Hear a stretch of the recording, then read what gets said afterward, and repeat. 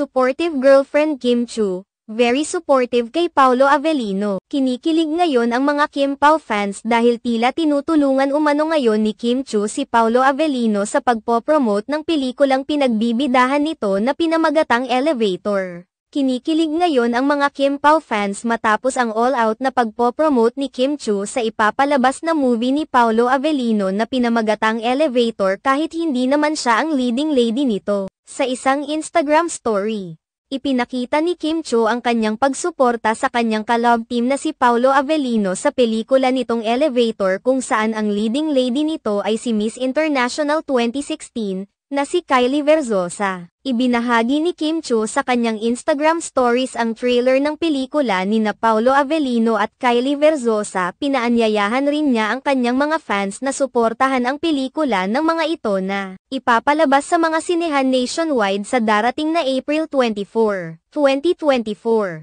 Binati rin ni Kim Chiu ang dalawang bida sa pelikula na sina Paolo Avellino at Kylie Verzosa.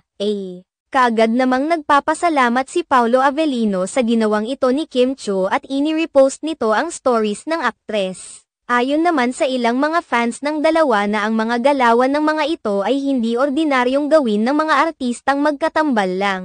Gagawin mo lamang umano ito kapag ang tao ay special na para sa'yo. Kaya naman hinala ng mga fans na may magandang namamagitan na sa dalawa at pansamantala lamang nilang sinisekreto ito. Matatandaan na bago magpunta sa Siargao si Kim Chiu ay nagkaroon muna sila ng advance birthday dinner ni Paolo Avellino at iba pang mga kaibigan.